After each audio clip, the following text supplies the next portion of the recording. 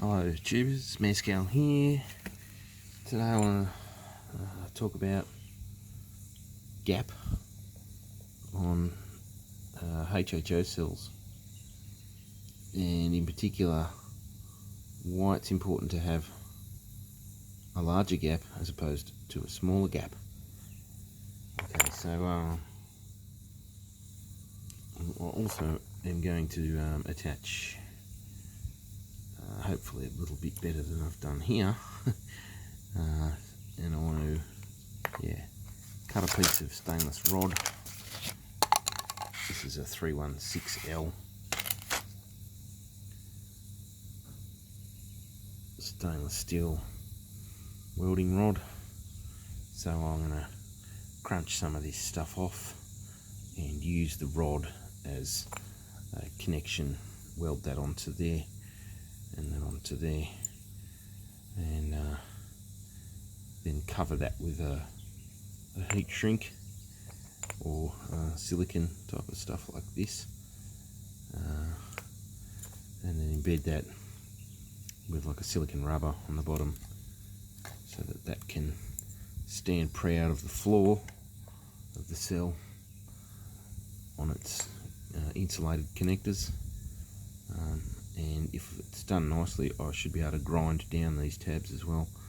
My welding's not that good, but we'll practice on this bit first to try and dial in the amps. But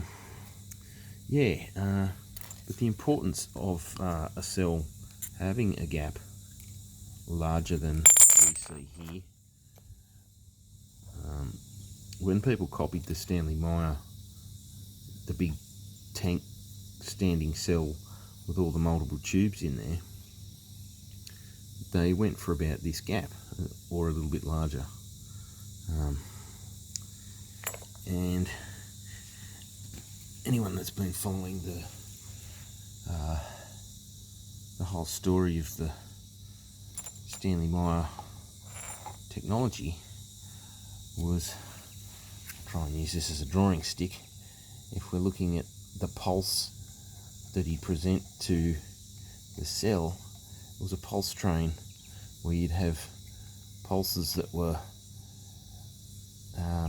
ramped into some special transformer called a VIC, and then when it went over the cell, there would see a ramp where it would go, and the height of the pulses would appear to charge like a capacitor. So it occurred to me I was never seeing that, and I asked the question, why wasn't I seeing that?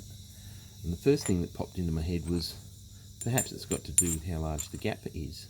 So I cut some of these plugs, set this little cell up, popped it in a jar next to this one in a jar, and ran the same signal across both of them. And this one would allow a step charge function only to about 2.1 volts, and this one allowed a step charge function up to around 30 volts, just over 30 volts. And I came across some information somewhere, I can't remember where it was, that said that you don't see the magic voltrolysis action that Meyer had until you get over about 29.5 volts on the step charge, and the only way you can achieve that is with a larger gap. Everybody's gone for smaller gap. Everybody's unable to reproduce the step charge function as measured at the cell with an oscilloscope. I've seen it, I've done it. It's all about the plate distance. If you think about what's happening there when you've got all these bubbles between the gap, what's going to happen? The bubble's going to fill the gap and destroy the capacity.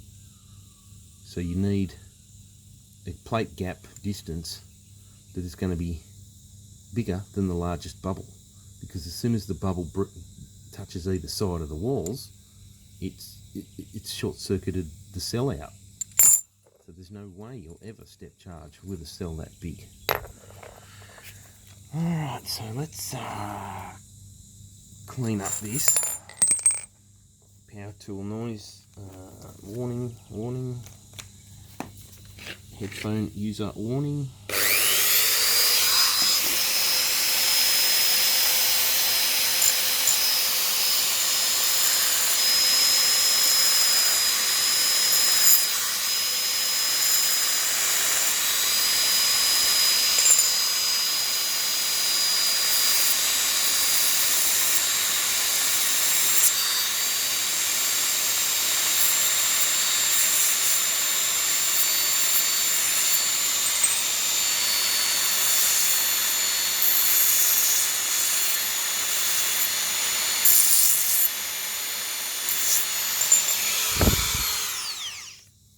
Now, having done this kind of trying to weld onto this before, and the major mistakes discovered of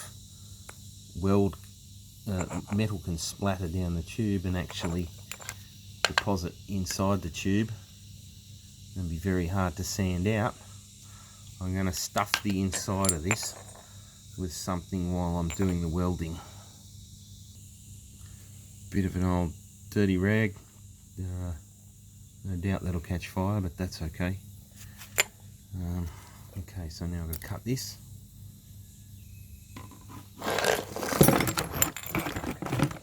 Just going to crunch off some of this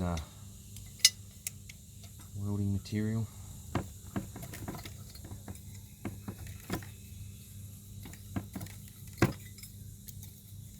Flux it is, flux. I guess there's stainless steel powder in it as well. Another power tool warning. Headphone user warning. 3, 2, 1.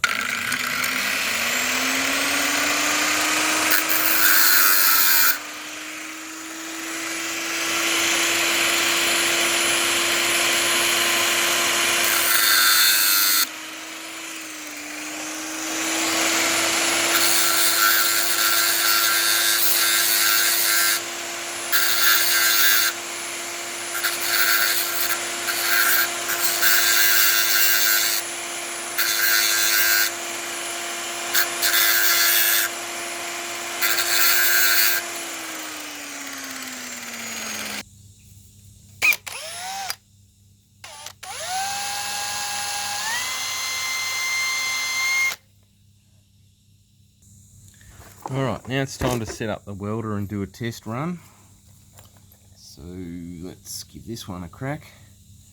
I guess it doesn't matter now that it's all messed up. I'll move you back a bit and zoom you in instead.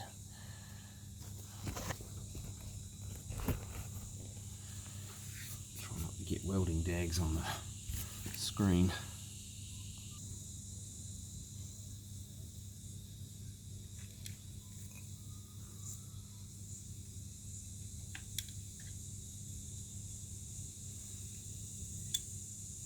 Might help if I plug it in.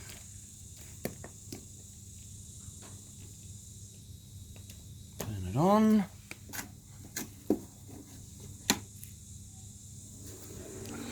Gloves.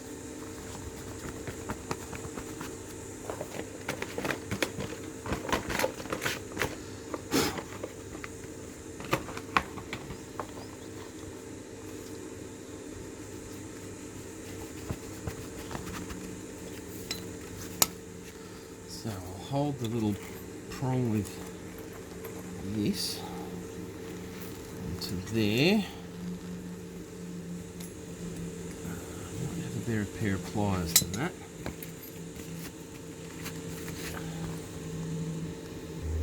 Okay, let's try again.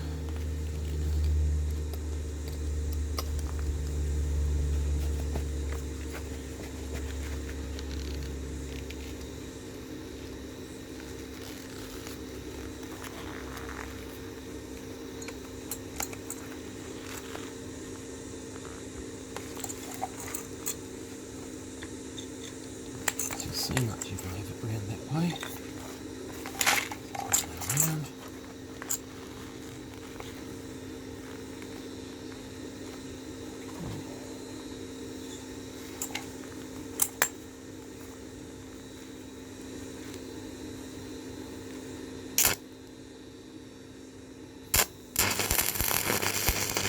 Oh, blew it.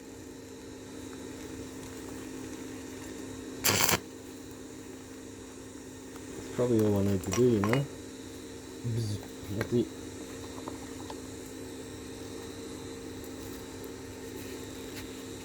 Yeah, that's definitely it. Okay. Let's give it a whirl.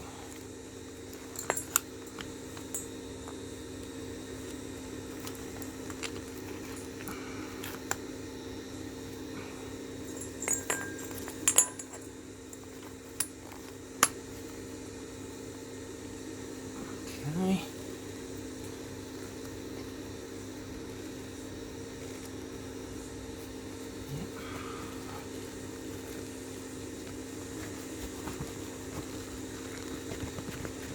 Yep. Okay.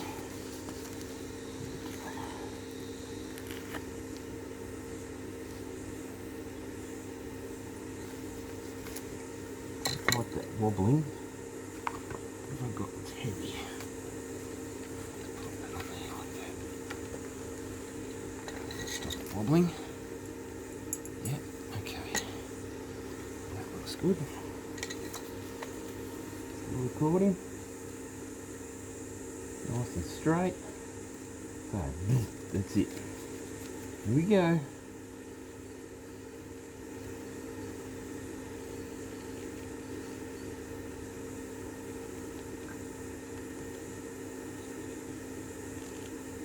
Come on.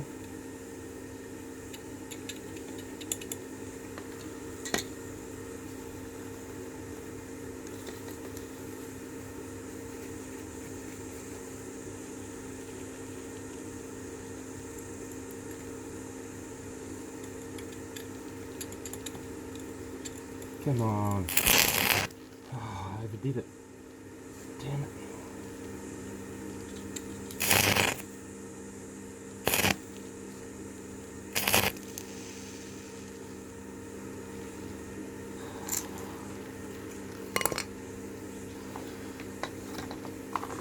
Didn't go how I liked it to, but see what happens.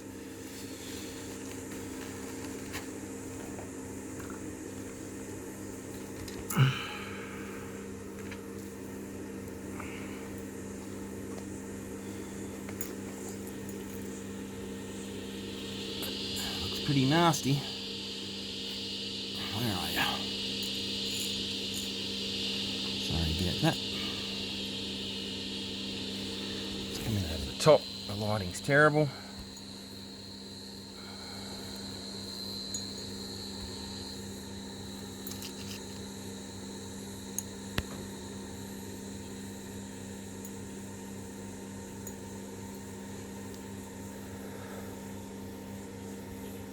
I wonder if I can do a better job on the next piece.